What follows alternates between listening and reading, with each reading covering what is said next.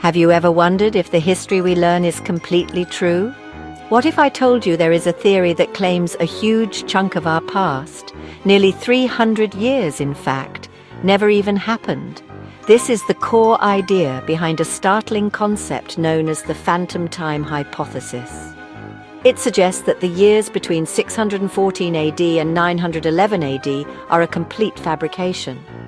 According to this theory, a powerful group of medieval rulers simply invented this period, filling it with fake events, imaginary kings, and forged documents. It's an idea that sounds like it belongs in a science fiction novel, but it has captured the imagination of many. This theory doesn't just question a few minor details. It proposes a massive coordinated deception on a global scale.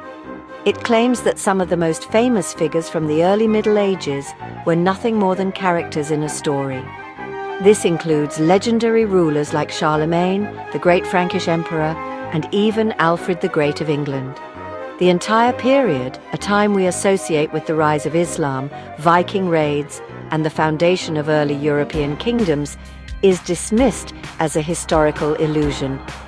The story we've been told, from dusty old books to epic films, might be built on a foundation of lies. The sheer scale of such a conspiracy is almost impossible to comprehend. Imagine trying to erase 3 centuries from existence and then meticulously creating a new timeline to replace it. This would require rewriting countless records, creating archaeological evidence that didn't exist, and ensuring that every culture across the globe somehow fell in line with the new, altered history. The phantom time hypothesis asks us to believe that this incredible feat was not only possible, but was successfully carried out with such precision that it has fooled historians for over 1,000 years. It's a truly mind-boggling proposition that challenges our very understanding of the past. But why would anyone go to such extraordinary lengths? The theory provides a specific motive tied to ambition, power, and the symbolic weight of a single number, 1,000. It paints a picture of a medieval world where rulers were so desperate to secure their legacy that they were willing to bend time itself to fit their narrative. This wasn't just about correcting a calendar, it was about positioning themselves at a pivotal moment in human history, the dawn of a new millennium. This quest for significance, the theory argues, was the driving force behind the largest and most successful cover-up the world has ever known. The phantom time hypothesis is not an ancient mystery, but a relatively modern creation. It was first proposed in 1991 by a German publisher and author named Heribert Illig. He was not a mainstream historian, but he became fascinated with perceived inconsistencies in medieval chronologies.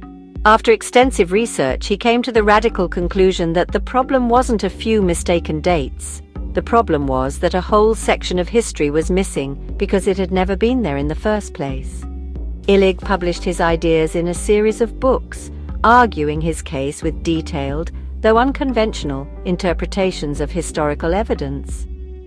At the heart of Illig's theory is a specific group of alleged conspirators.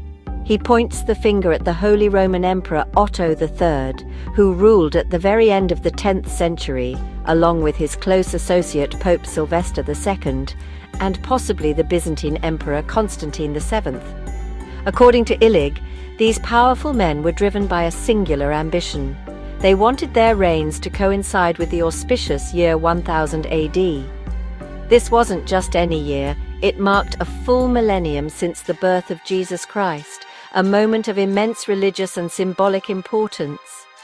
Ruling at this time would cement their place in history as leaders of a new and glorious age. To achieve this goal, Illig claimed, they hatched an audacious plan. They would simply declare the current year to be 1000 AD, even though, according to Illig's calculations, it was only sometime in the early 700s. This created a sudden gap of nearly 3 centuries that needed to be filled. To cover their tracks, the conspirators allegedly employed an army of scribes and forgers. Their task was to create a believable history for the phantom years, inventing stories, battles, and entire dynasties. This is how, in Illig's view, figures like Charlemagne were created, as a heroic forerunner to Otto III, lending his new empire a sense of ancient legitimacy. This narrative presents a compelling, if conspiratorial, story of power and deception. The idea that rulers would literally rewrite history to enhance their own prestige is a powerful one. It taps into a modern-day cynicism about authority and the belief that official histories are often shaped by the victors. The phantom time hypothesis offers an alternative story, one where the accepted timeline is not the product of careful scholarship, but the result of a medieval power grab. It suggests that for over 1,000 years we have been living in a world shaped by the vanity of an emperor who wanted to be the star of the year 1000. The primary piece of evidence used to support the phantom time hypothesis revolves around the calendar. Specifically, it focuses on the Gregorian calendar reform of 1582. For centuries, Europe had used the Julian calendar, established by Julius Caesar in 45 BC. However, the Julian calendar had a tiny flaw. Its year was about 11 minutes too long compared to the actual solar year. Over many centuries, this small error caused the calendar to drift out of sync with the seasons. By the 16th century, the calendar was noticeably off.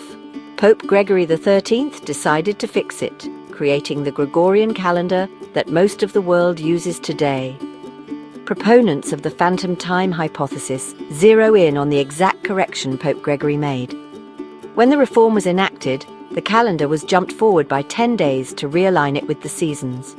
However, Illig and his followers argued that the math was wrong.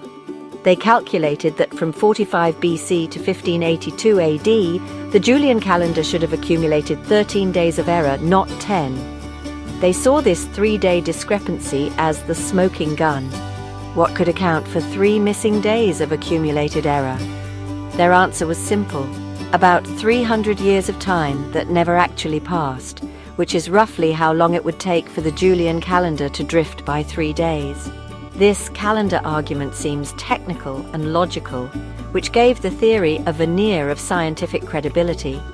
It wasn't just a vague claim, it was based on numbers and calculations that appeared to expose a fundamental flaw in our historical timeline.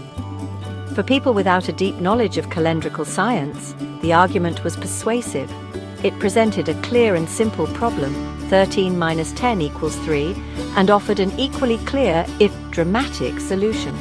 This perceived mathematical proof became the central pillar holding up the entire hypothesis, convincing many that there was a genuine mystery to be solved.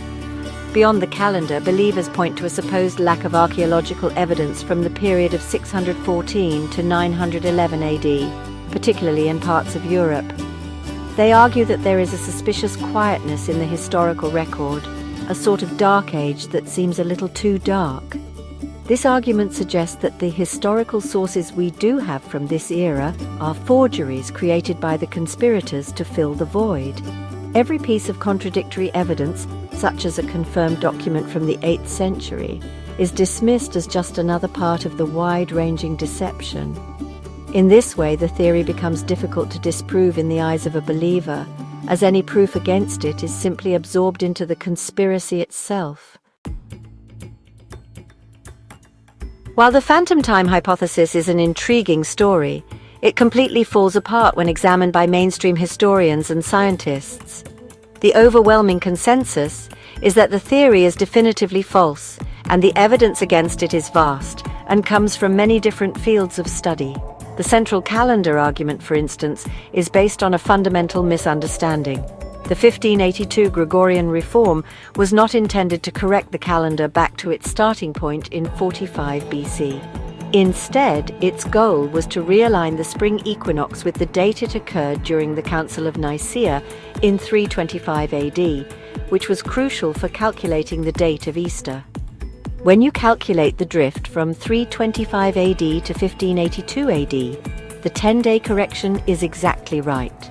Furthermore, the idea of a global conspiracy is simply not credible.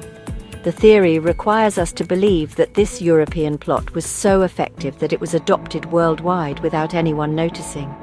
However, history was being meticulously recorded elsewhere during this phantom period.